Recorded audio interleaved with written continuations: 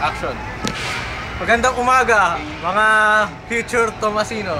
Ako po si Paulo Miguel Riquito para sa isang episode ng Sulyap sa Kinabukasan ng mga future Tomasian. Kami po ay magga-guide sa inyo dito sa inyong future school. Sorry, first time ko mag-host ng napakagandang show na to, kaya please bear with me. Paulo Riquito po, add nyo sa Facebook.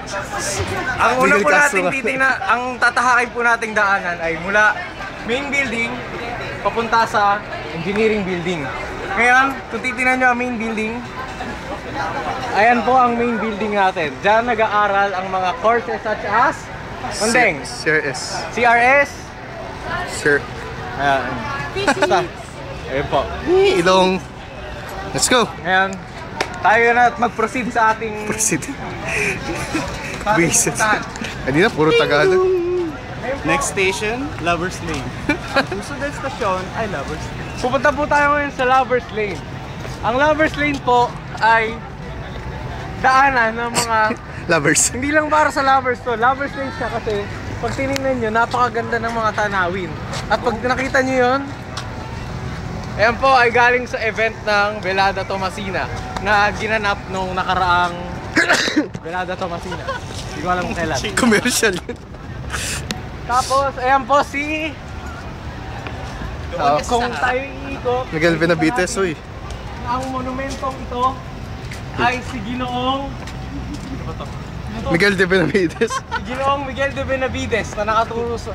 Hindi talaga siya nakaturo sa taas eh. Kapag hindi kayo nagsikap, nakaturo yan sa FEU.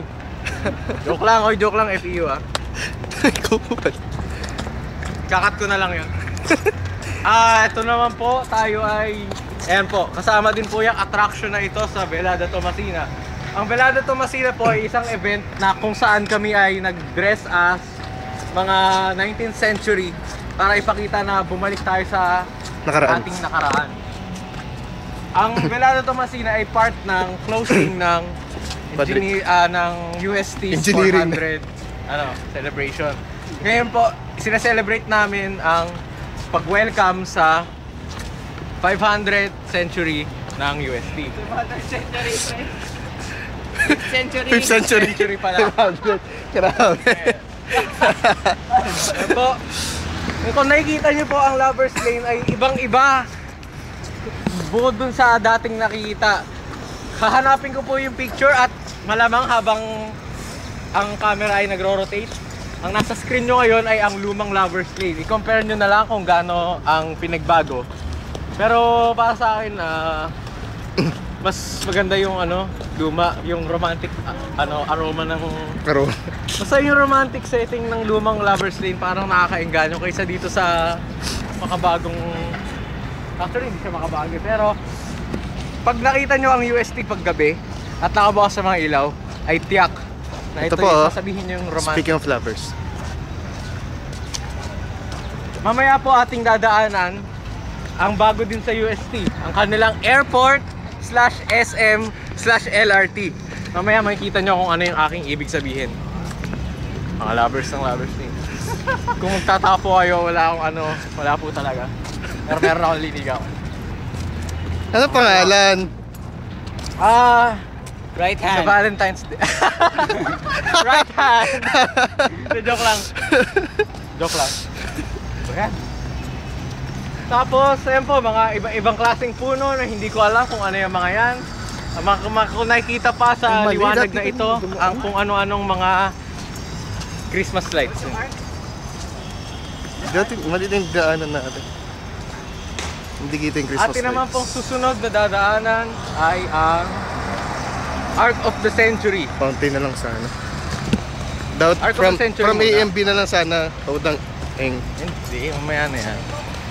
Hindi natin dadaanan kasi. Magkakaroon po tayo ng saglit na detour. Dadaan po tayo sa Arc of the Centuries na tulad ng sinabi ko kanina. Itong Arc of the Centuries po ay Papasok daw tayo. galing sa Intramuros ba? Intramuros.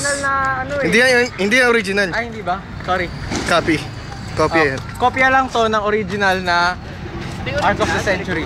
Ano ba? Kung babasahin nyo na lang po sa description namin kung ano yung nakasulat dun sa ano. Dadaan tayo. Merong sinabi na Huwag dyan. Dito tayo. dito sa Arc of the Century. Ito yung likod lang po yung pinapakita namin. Sabi daw, kapag pumasok ka dito ng tapos lumabas ka, hindi ka daw makagraduate. Isa lang yung urban legend pero hindi pa napapatunayan. Ay, ayoko subukan kasi 4th year na ako eh. Ako pa. Siguro mga day before graduation gagawin ko yan. Titingnan ko kung totoo. Di po ma-aksidente ka. Knock on wood. Tayo pupunta. Ngayon naman, papakita namin ang fountain ng UST. Yan. Okay, 90 fountain. Yay. Mukha lang siyang hindi fountain kasi hindi gumagana yung mga ano. Pero maganda yan pag ano ah. Actually, alam mo na napakagandang place ng UST para sa isang date. Lover's Lane pa lang, panalong-panalo ka na. Kung nagsitipid ka sa budget, ikaw na lang ang bahala sa conversation, sa pagkain. This is not the point of the tour. Moving on. Tayo. Mga taxi.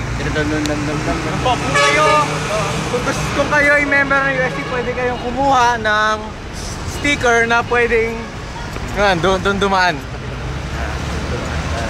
Kasi pag nagparada kayo dito nang wala kayong permit, lalagyan ng kadena ang gulong nyo, tapos nakakahiya lang. May kadena ba? Or yung ano lang? Malapit na po nating approach ang main station ng UST. LRT station, airport, SM, in one. Ay, sports complex din pala. Baka gusto sabihin yung purpose talaga. Yan.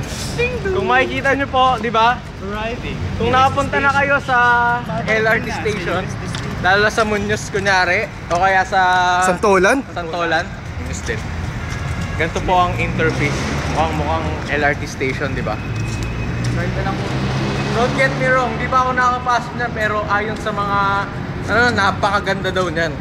Haka-haka.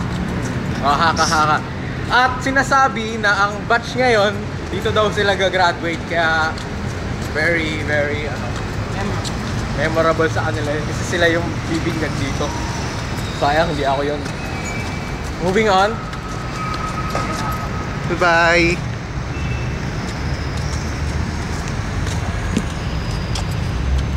Ngayon, tayo na po ay nag-approach sa engineering building. Dito sa itong building na to ay ang engineering building o Roque Ruano building. Ang engineering ng UST ay nagsimula noong 1907. Ano nga ulit ang unang course ng UST? CE. Ba? CE. Civil Engineers. Kaya, ewan ko sa mga board exams, matataas naman yung mga CE. O nga pala, ECE po ako, Paulo Miguel Requito. I-add niyo po ako sa Facebook. Walang Miguel Castro ang pangalan ko sa Facebook, pero ang totoong pangalan ko, Paulo Miguel Requito. Kung makikita niyo po yung pavilion ng engineering, hindi yan ganyan dati. Pero hindi hamak na mas maganda ng tingnan ang pavilion ngayon. Mas mukha na siyang malinis, mas mukhang bago. Hindi ka tulad dun dati na parang siyang preso dati. Pero at saka mukha yan. Yun. Yung puti. Ay, ito ba? Wala. susunod nating makikita ay ang picture, ang kotse ni Assistant Dean. Ayan, kotse po yan ni Assistant Dean. At saka mukha. Ngayon tayo po ay papasok sa engineering Dito building. Dito magbabay. Dahil kami ay late na. Papasok pa tayo, papasok po. Roque. Nakikita niyo po ba, Roque Ruano Building. Yun. Ay mga pala, nakalimutan kong sabihin sa inyo na ang main building ay ang first earthquake-proof building Sa buong Pilipinas. sa buong Pilipinas.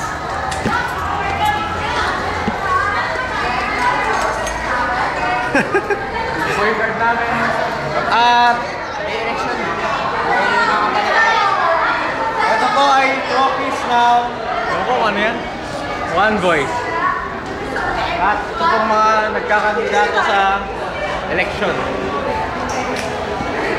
Mga pala, ang main building din, nag-serve siya as camp ng mga preso nung Japan, Second World War.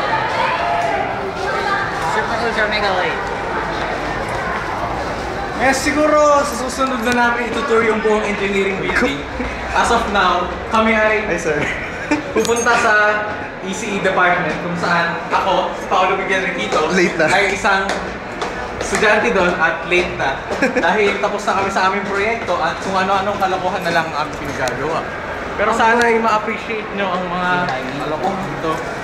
Dahil mga future Tomasino, i-enjoy kayo dito. Kaya papasok na po kami sa electronics yan. Ngayon, bago po pumasok, ang ginagawa po ng mga tao dito ay nagpe-present sila ng thesis. Kaya utmost silence po tayo. Pero makakalas ko po sila. Bibidyohan po natin.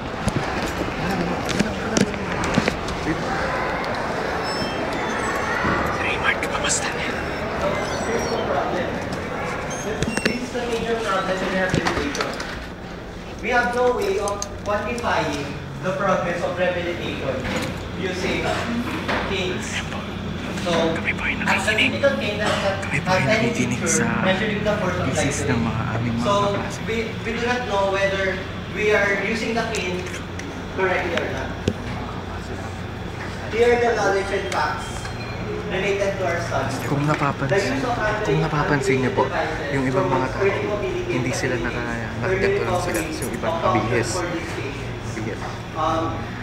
Kasi po, yung reason na kami po, nakapag-report na po kami last week. Sila naman, yung nag-report na. The physical therapist lets the patient use the cane for self-treatment. But, however, improper or prolonged use of these devices may cause negative training effects. The patients may eventually be over-dependent on the cane. The type of the cane needed depends on how much balance and weight bearing is.